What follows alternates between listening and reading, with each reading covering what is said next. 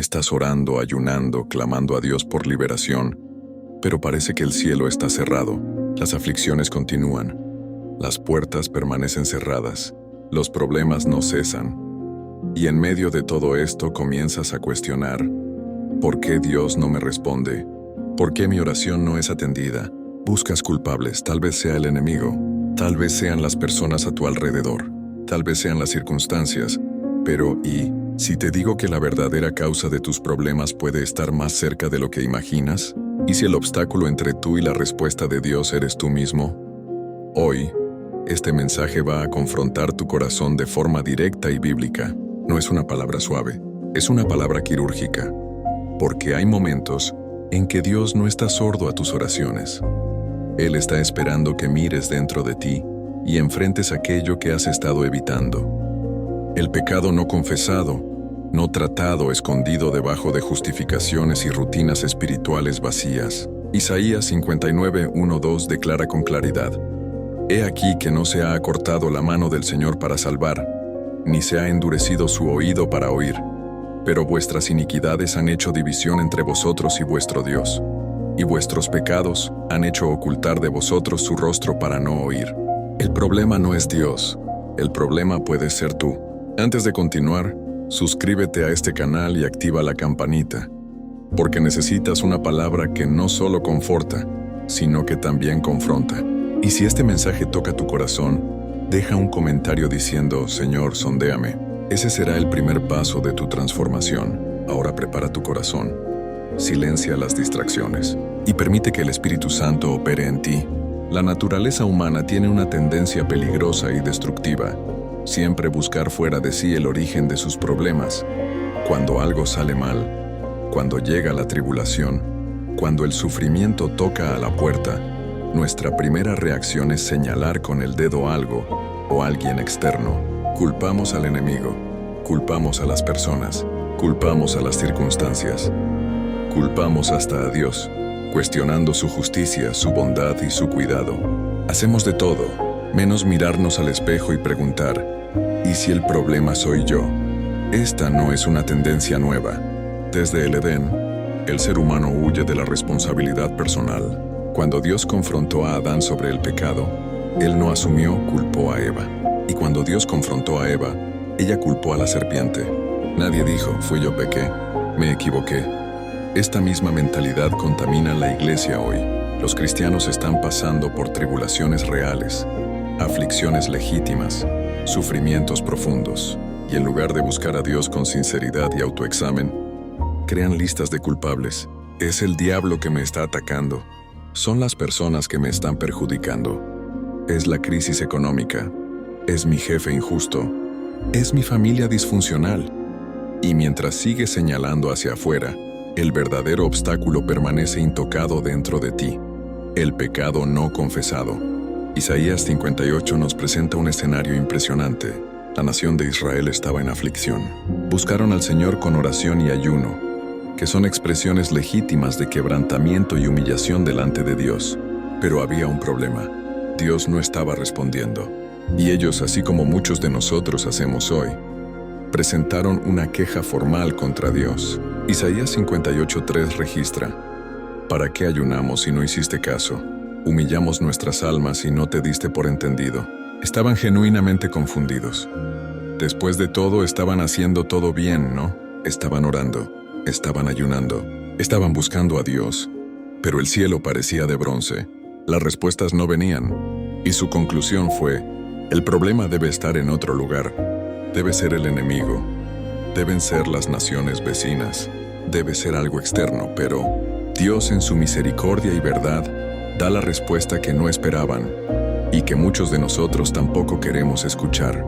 Isaías 59:1-2 declara: He aquí que no se ha acortado la mano del Señor para salvar, ni se ha endurecido su oído para oír, pero vuestras iniquidades han hecho división entre vosotros y vuestro Dios, y vuestros pecados han hecho ocultar de vosotros su rostro para no oír.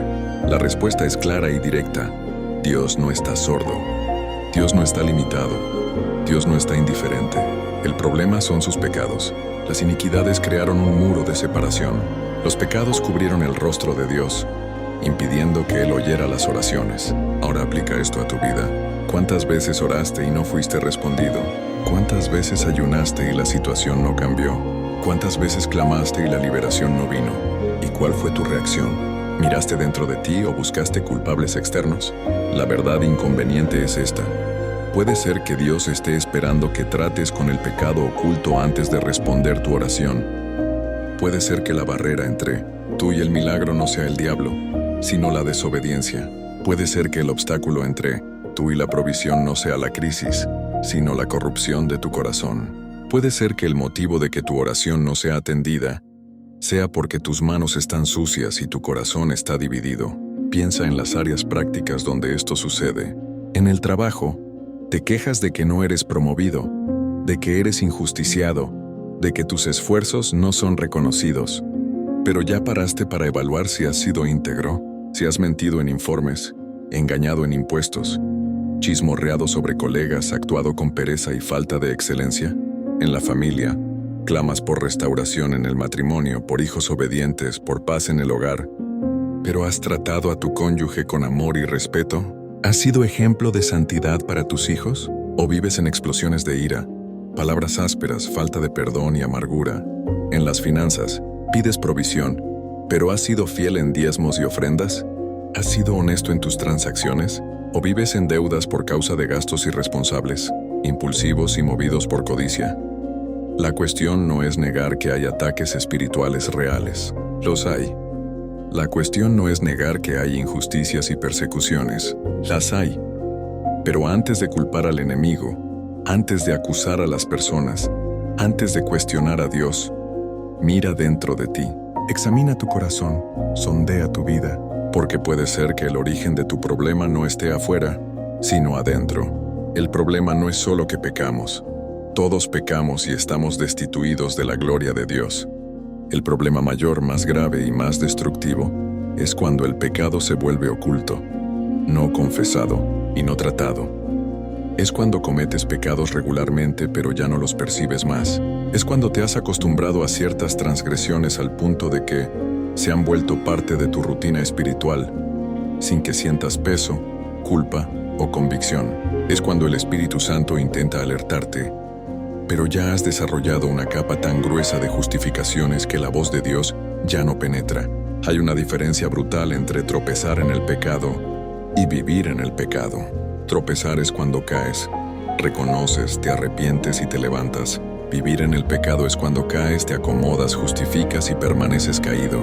Y lo más peligroso es que muchos cristianos están viviendo en una maraña de situaciones ilegítimas, antibíblicas y pecaminosas, pero ya no tienen más discernimiento espiritual para identificarlo. Están anestesiados. La conciencia está cauterizada. Y mientras tanto, la comunión con Dios está rota. Las oraciones no son respondidas. La paz interior ha desaparecido y la vida espiritual está en pedazos. Vamos a ser prácticos y directos. ¿Cuáles son esos pecados ocultos que pueden estar bloqueando tus bendiciones? Primero, la mentira. Puede parecer algo pequeño, pero Proverbios 12:22 dice: los labios mentirosos son abominación al Señor. Mientes en el trabajo para protegerte, mientes en casa para evitar conflictos, mientes en la iglesia para mantener las apariencias, y cada mentira es un ladrillo en el muro que te separa de Dios. Segundo, la deshonestidad financiera. Evades impuestos, engañas en facturas, recibes cambio equivocado y no lo devuelves. Estás en deudas porque gastas más de lo que ganas, movido por codicia y materialismo. ¿Y crees que Dios va a bendecir deshonestidad? Malaquías 3:8 es claro. ¿Robará el hombre a Dios? Pues vosotros me habéis robado. Y dijisteis: ¿en qué te hemos robado? En vuestros diezmos y ofrendas. Tercero, pecados sexuales, pornografía que consumes escondido. Relaciones fuera del matrimonio. Impureza en los pensamientos. Falta de santidad en el noviazgo. ¿Crees que puedes esconder esto de Dios? Hebreos 13:4 advierte: honroso sea en todos el matrimonio, y el lecho sin mancilla, pero a los fornicarios y a los adúlteros los juzgará Dios. Cuarto, falta de perdón y amargura. Guardas rencor, cultivas ofensas. Vives ensayando mentalmente conversaciones de venganza. Y mientras tanto, Jesús dijo en Mateo 6:15: pero si no perdonáis a los hombres sus ofensas, Tampoco vuestro Padre os perdonará vuestras ofensas. Quieres que Dios te perdone, pero te niegas a perdonar. Eso es hipocresía espiritual. Quinto, negligencia familiar. Eres padre o madre ausente. No inviertes tiempo con tus hijos. No lideras espiritualmente tu hogar. Explotas en ira, gritas, ofendes, humillas. Y después vas a la iglesia a clamar por bendiciones familiares. Pero Efesios 6:4 ordena: y vosotros, padres, no provoquéis a ira a vuestros hijos, sino criadlos en disciplina y amonestación del Señor. Sexto, crítica y chisme. Vives hablando mal de otros. Esparces rumores. Destruyes reputaciones con tu lengua. Y Santiago 3:6 declara: y la lengua es un fuego, un mundo de maldad. La lengua está puesta entre nuestros miembros y contamina todo el cuerpo e inflama la rueda de la creación, y ella misma es inflamada por el infierno. Séptimo, pereza y falta de excelencia. Trabajas de cualquier manera, no te dedicas, haces lo mínimo posible y te quejas de que Dios no prospera tu vida. Pero Colosenses 3:23 enseña: y todo lo que hagáis, hacedlo de corazón, como para el Señor y no para los hombres. Octavo, falta de sinceridad de corazón. Oras por hábito, no por comunión. Vas a la iglesia por obligación, no por devoción. Cantas alabanzas sin sentir. Escuchas predicaciones sin aplicar. Te has convertido en un cristiano de apariencia, pero sin esencia. Y Jesús dijo en Mateo 15:8: este pueblo de labios me honra, mas su corazón está lejos de mí. Ahora para y piensa: ¿cuántos de estos pecados reconoces en tu vida? ¿Cuántos de ellos has justificado, minimizado o ignorado? Y aquí está la verdad que necesitas enfrentar. Mientras estos pecados permanezcan ocultos, no confesados y no tratados, tus oraciones no serán respondidas. No porque Dios sea cruel, sino porque Dios es santo, y santidad no puede tener comunión con pecado. Salmo 66:18 es categórico: si en mi corazón hubiese yo mirado la iniquidad, el Señor no me habría escuchado. Observa, si hubiese mirado. No es solo cometer el pecado, es darle albergue, es permitir que permanezca, es convivir con él como si fuera normal.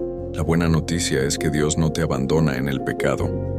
Te invita al arrepentimiento, pero eso requiere que dejes de huir, dejes de justificar y tengas el coraje de mirar dentro de ti con honestidad brutal.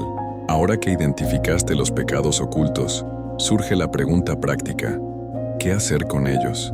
La respuesta bíblica es clara y directa: confesarlos delante de Dios.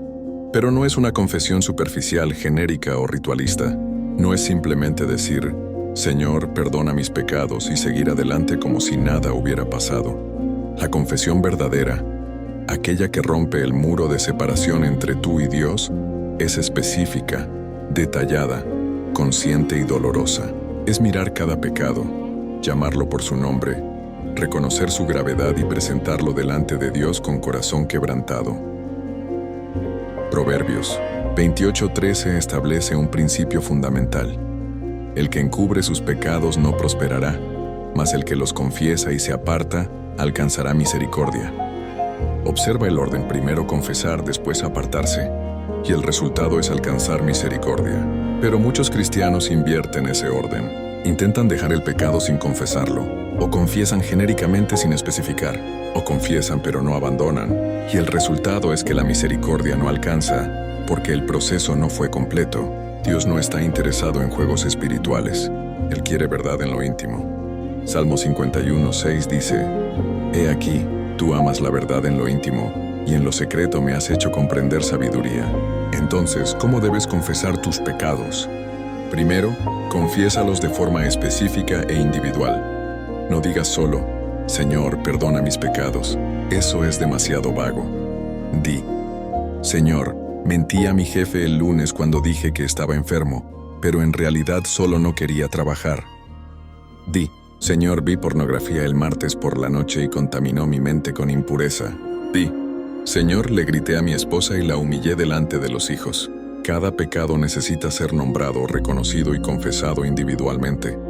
¿Por qué? Porque esto demuestra que estás siendo honesto contigo mismo y con Dios. Ya no estás minimizando, justificando o escondiendo. Estás exponiendo todo a la luz. Segundo, confiesa con fe en la obra de Cristo. Juan 1:9 es una de las promesas más poderosas de la Biblia. Si confesamos nuestros pecados, Él es fiel y justo para perdonar nuestros pecados y limpiarnos de toda maldad. Observa, Dios no es solo misericordioso para perdonar, Él es fiel y justo. Esto significa que cuando confiesas tu pecado con sinceridad, Dios no puede dejar de perdonarte, no porque lo merezcas, sino porque Cristo ya pagó el precio. La sangre de Jesús es suficiente para cubrir todo y cualquier pecado. Hebreos 9:14 declara: «Cuánto más la sangre de Cristo, el cual mediante el Espíritu Eterno se ofreció a sí mismo sin mancha a Dios, limpiará vuestras conciencias de obras muertas para que sirváis al Dios vivo». Entonces, cuando confiesas, no estás pidiendo que Dios haga algo nuevo. Estás aplicando a tu vida lo que Cristo ya conquistó en la cruz. Tercero, confiesa con corazón quebrantado, no con frialdad religiosa. Hay una diferencia enorme entre confesar por obligación y confesar por convicción. David, después de cometer adulterio con Betsabé y asesinar a Urías, escribió el Salmo 51, que es uno de los textos más profundos sobre arrepentimiento genuino. No dijo: «Señor, perdona ahí mi pecado». Clamó: «Ten piedad de mí, oh Dios, conforme a tu misericordia. Conforme a la multitud de tus piedades, borra mis rebeliones. Lávame más y más de mi maldad, y límpiame de mi pecado, porque yo reconozco mis rebeliones, y mi pecado está siempre delante de mí». Salmo 51:1-3. Mira la intensidad, mira el dolor, mira el reconocimiento profundo de la gravedad del pecado. Ese es el tipo de confesión que mueve el corazón de Dios.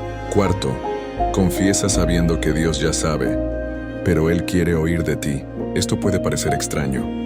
Si Dios es omnisciente y ya sabe todos tus pecados, ¿por qué Él exige que los confieses? Porque la confesión no es para informar a Dios.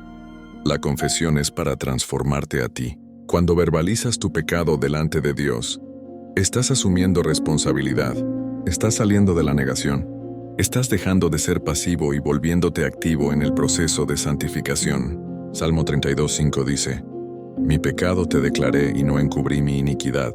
Dije, confesaré mis transgresiones al Señor, y tú perdonaste la maldad de mi pecado».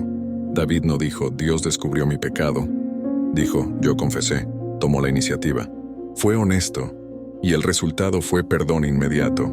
Pero hay una advertencia importante aquí. No confundas confesión con repetición de pecado. Muchos cristianos caen en un ciclo vicioso. Pecan, confiesan, pecan de nuevo, confiesan de nuevo, pecan una vez más, confiesan una vez más, y esto se convierte en un ritual vacío. Creen que pueden continuar pecando porque la confesión siempre está disponible, pero eso no es arrepentimiento verdadero. Eso es manipulación espiritual.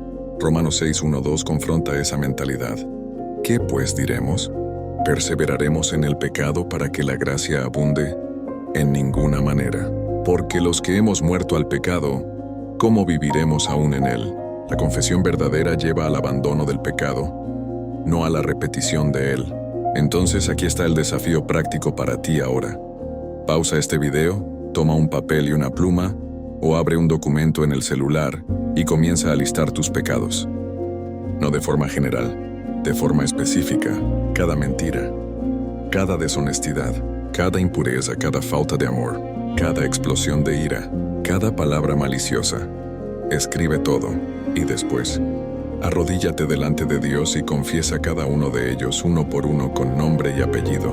Este proceso puede tomar minutos u horas, dependiendo de cuánto has acumulado, pero te garantizo, cuando termines, sentirás un peso siendo quitado de tus hombros. Experimentarás la libertad que solo viene a través de la confesión genuina. Confesar el pecado es solo el primer paso. El segundo, e igualmente esencial, es el arrepentimiento verdadero. Y aquí es donde muchos cristianos tropiezan. Confunden confesión con arrepentimiento. Piensan que solo admitir el pecado es suficiente. Pero la Biblia deja claro que hay una diferencia enorme entre reconocer el pecado y arrepentirse de él. Reconocer es intelectual. Arrepentirse es emocional, espiritual y volitivo. Es un cambio completo de dirección. La palabra griega para arrepentimiento, metanoia, significa literalmente cambio de mente. No es solo sentir remordimiento. Es cambiar de actitud, de pensamiento, de corazón y de comportamiento. 2 Corintios 7:10. hace una distinción crucial, porque la tristeza que es según Dios produce arrepentimiento para salvación, de que no hay que arrepentirse, pero la tristeza del mundo produce muerte. Observa, hay dos tipos de tristeza, la tristeza según Dios y la tristeza del mundo. La tristeza del mundo es aquella que sientes cuando eres atrapado en el pecado, cuando sufres las consecuencias, cuando eres expuesto. Es remordimiento, no arrepentimiento. Es lamentar las consecuencias, no el pecado en sí. Judas sintió ese tipo de tristeza. Traicionó a Jesús. Sintió remordimiento, devolvió el dinero y se ahorcó. Pero nunca se arrepintió verdaderamente porque nunca buscó perdón. Solo lamentó las consecuencias. Por otro lado, la tristeza según Dios es aquella que brota de un corazón que reconoce haber ofendido la santidad de Dios. No es solo estoy triste porque fui atrapado. Es estoy triste porque pequé contra Dios. Pedro negó a Jesús 3 veces, y cuando el gallo cantó y Jesús lo miró, Pedro salió y lloró amargamente. Pero la diferencia entre Pedro y Judas es que Pedro se arrepintió verdaderamente, volvió, buscó restauración, cambió, y Jesús lo restauró completamente. Arrepentimiento verdadero siempre lleva a la restauración. Remordimiento solo lleva a la muerte espiritual. Entonces, ¿cómo sabes si estás verdaderamente arrepentido? Primero, sientes dolor genuino por haber ofendido a Dios, no solo por haber sido descubierto. Si solo te sientes mal cuando alguien descubre tu pecado, eso no es arrepentimiento, eso es vergüenza. Arrepentimiento es cuando estás solo en el cuarto, nadie sabe lo que hiciste, pero sientes el peso de haber desobedecido a Dios. David expresó esto en el Salmo 51:4. Contra ti solo he pecado, y he hecho lo malo delante de tus ojos. Había cometido adulterio y asesinato, pecados que ofendieron a personas, pero entendió que sobre todo había pecado contra Dios. Esa es la marca del arrepentimiento verdadero. Segundo, ¿estás dispuesto a hacer restitución cuando sea posible? Arrepentimiento no es solo interno, tiene manifestaciones externas. Zaqueo es un ejemplo poderoso de esto. Cuando Jesús entró en su casa y Zaqueo tuvo un encuentro transformador con Cristo, declaró: Señor, he aquí, doy a los pobres la mitad de mis bienes, y si en algo he defraudado a alguno, se lo devuelvo cuadruplicado. Lucas 19:8. No solo confesó, no solo se arrepintió, actuó, hizo restitución. Si robaste, devuelve. Si mentiste, corrige la mentira. Si ofendiste a alguien, pide perdón. Arrepentimiento verdadero produce frutos dignos de arrepentimiento. Tercero, buscas perdón con humildad, no con exigencias. Hay una diferencia entre pedir perdón y exigir perdón. Pedir perdón es reconocer que no mereces, pero estás apelando a la misericordia de Dios. Exigir perdón es pensar que Dios tiene obligación de perdonarte porque confesaste, pero Dios no te debe nada. Tú eres quien le debe todo a Él. Entonces, cuando te acercas a Dios en arrepentimiento, vienes como el hijo pródigo, no como el hijo mayor. El hijo pródigo volvió diciendo: Padre, he pecado contra el cielo y contra ti. Ya no soy digno de ser llamado tu hijo. Lucas 15:21. No volvió con excusas, no volvió con justificaciones. Volvió quebrantado, humillado y consciente de que no merecía nada. Y fue exactamente por eso que el Padre lo recibió con los brazos abiertos. Cuarto, demuestras cambio de comportamiento. Juan el Bautista predicaba: Haced pues frutos dignos de arrepentimiento. Mateo 3:8. Arrepentimiento sin cambio es falso. Si continúas haciendo las mismas cosas, frecuentando los mismos lugares, manteniendo los mismos hábitos que te llevaron al pecado, no te has arrepentido de verdad. Solo confesaste por conveniencia. Arrepentimiento verdadero corta lazos tóxicos. Arrepentimiento verdadero elimina aplicaciones impuras. Arrepentimiento verdadero cambia de ruta. Arrepentimiento verdadero huye de la apariencia del mal. Si dices que te arrepentiste pero tu vida continúa igual, te estás engañando a ti mismo. Ahora aquí está una advertencia importante. No confundas arrepentimiento con penitencia. Penitencia es la idea de que necesitas sufrir, pagar, hacer algo para merecer el perdón de Dios. Pero eso es antibíblico. Efesios 2:8-9 es claro: porque por gracia sois salvos por medio de la fe, y esto no de vosotros, pues es don de Dios, no por obras, para que nadie se gloríe. No puedes ganar el perdón de Dios. No puedes pagar por él. Cristo ya pagó todo en la cruz. Lo que Dios exige de ti es arrepentimiento sincero y fe en la obra de Cristo. No autoflagelación, no autocondenación, no autocastigo. Solo un corazón quebrantado que reconoce su necesidad de gracia.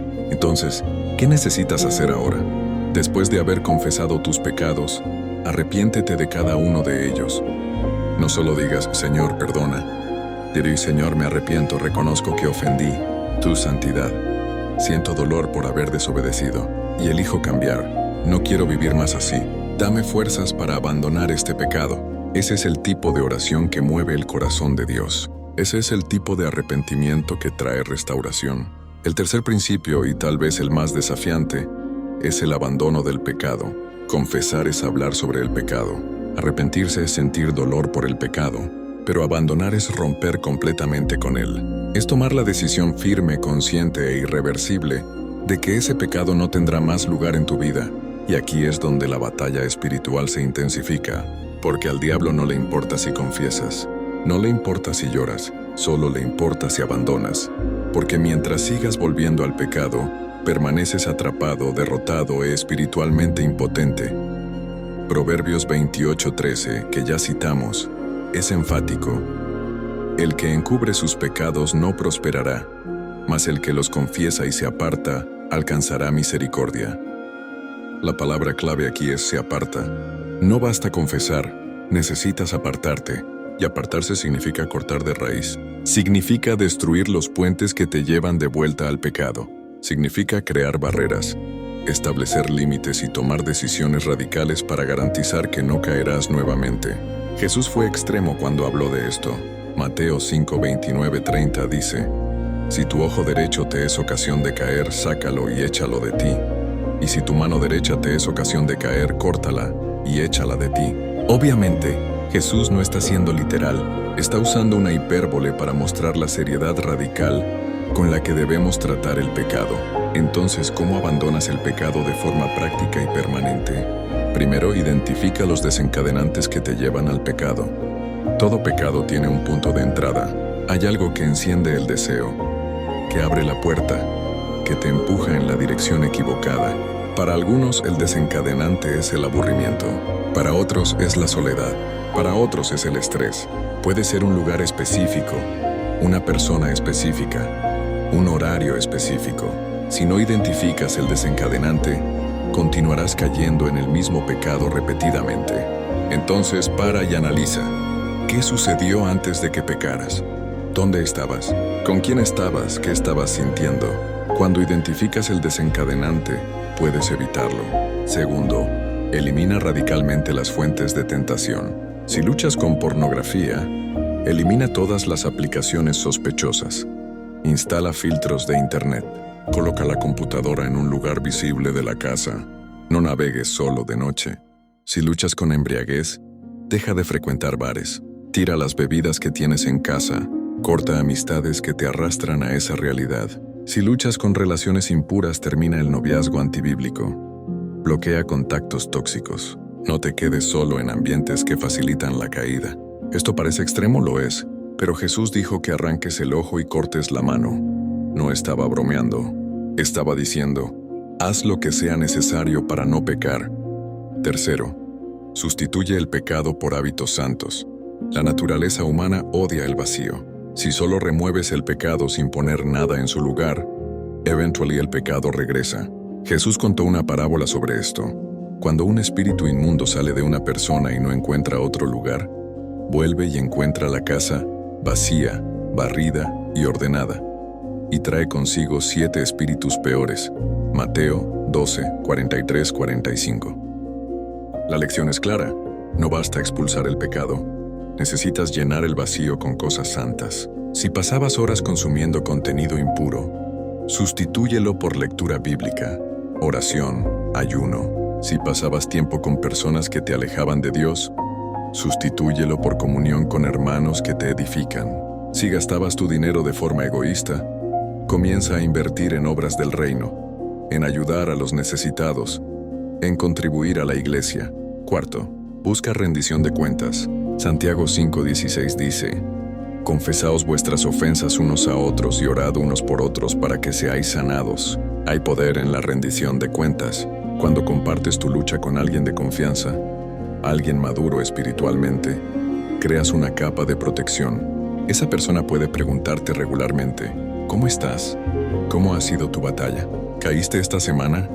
Y el simple hecho de saber que tendrás que responder esa pregunta te ayuda a resistir la tentación. Pero cuidado, elige bien quién será tu rendición de cuentas. No puede ser alguien que también lucha con el mismo pecado y te va a justificar. No puede ser alguien que te va a juzgar sin misericordia. Necesita ser alguien que te ama lo suficiente para confrontar, pero también te acoge cuando tropiezas. Quinto, recuerda las consecuencias del pecado y la recompensa de la santidad. Gálatas 6, 7, 8 advierte: no os engañéis, Dios no puede ser burlado, pues todo lo que el hombre sembrare, eso también segará. Porque el que siembra para su carne, de la carne segará corrupción, mas el que siembra para el Espíritu, del Espíritu segará vida eterna. Cada vez que seas tentado, para y piensa: ¿qué voy a cosechar si cedo ahora? Vergüenza, culpa, pérdida de comunión con Dios, destrucción de relaciones, daños a tu salud física y emocional, pérdida de testimonio. Pero también pregunta: ¿qué voy a cosechar si resisto? Paz de conciencia, gozo en el Espíritu, comunión íntima con Dios, crecimiento espiritual, testimonio poderoso, recompensa eterna. Abandonar el pecado no es fácil, no es rápido y no es sin batalla, pero es posible. Corintios 10:13 promete: no os ha sobrevenido ninguna tentación que no sea humana, pero fiel es Dios, que no os dejará ser tentados más de lo que podéis resistir, sino que dará también juntamente con la tentación la salida, para que podáis soportar. Dios no te pide hacer algo imposible, te equipa con el Espíritu Santo, te da la palabra, te rodea de hermanos, y te promete que siempre habrá una salida. Llegamos al final de este mensaje, pero este no es el fin del proceso. Este es solo el comienzo, porque ahora tienes delante de ti una elección clara. ¿Vas a continuar culpando factores externos por tus problemas? ¿O tendrás el coraje de mirar dentro de ti y enfrentar los pecados ocultos que están bloqueando tus bendiciones? ¿Vas a continuar confesando superficialmente y volviendo al mismo pecado? ¿O vas a confesar específicamente, arrepentirte genuinamente y abandonar radicalmente todo aquello que te separa de Dios? Isaías 59:2 todavía resuena: pero vuestras iniquidades han hecho división entre vosotros y vuestro Dios, y vuestros pecados han hecho ocultar de vosotros su rostro para no oír. La pregunta que necesitas responder ahora es: ¿quieres que esa separación continúe? ¿Quieres permanecer en ese estado de oración no respondida, de comunión rota, de vida espiritual tibia? ¿O quieres experimentar lo que sucede cuando limpias completamente el terreno entre tú y Dios?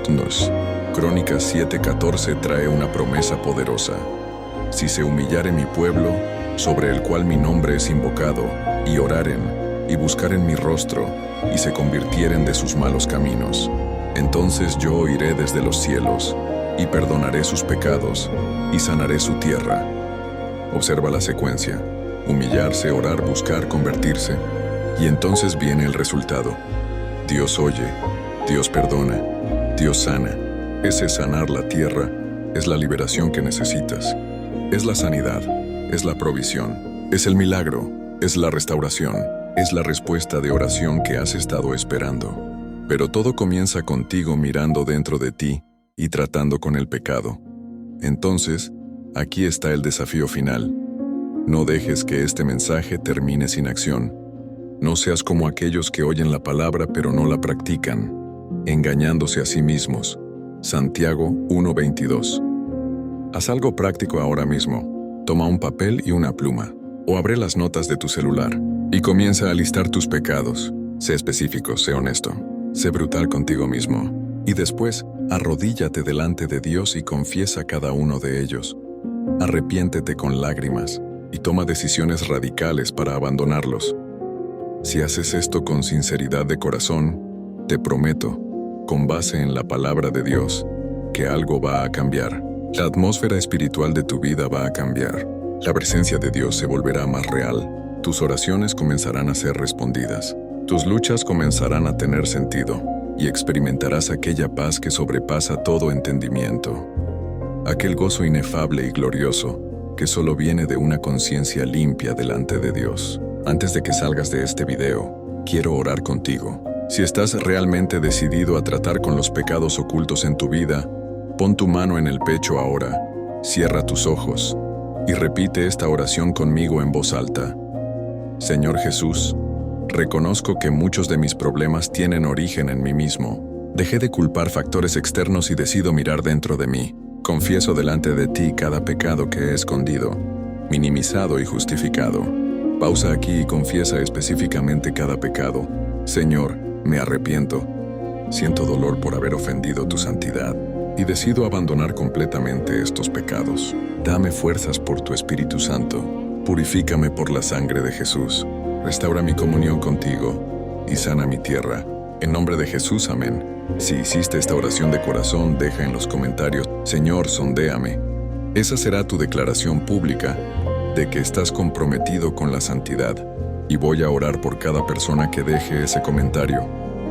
Ahora 3 últimos pedidos importantes. Primero, suscríbete a este canal y activa la campanita, porque necesitas mensajes que no solo confortan, sino que confrontan, mensajes que no te dejan en la zona de confort, sino que te empujan hacia la santidad. Segundo, comparte este video. Hay alguien en tu vida que necesita oír esto, alguien que está pasando por tribulaciones y no entiende por qué, alguien que está orando sin respuesta. Comparte con esa persona. Puedes ser el instrumento de Dios para transformar su vida. Tercero, mira los otros videos del canal. Hay contenido poderoso aquí que te va a edificar, desafiar y equipar para vivir una vida que glorifica a Dios. Que Dios te bendiga. Que Él te dé coraje para enfrentar tus pecados. Que Él te dé gracia para confesarlos, arrepentimiento para abandonarlos y fe para creer que Él es fiel y justo para perdonar. La mano del Señor no se ha cortado. Su oído no está sordo. El problema nunca fue Dios. Ahora sabes dónde está el problema y sabes qué hacer con él. Un fuerte abrazo. Y recuerda, mira dentro de ti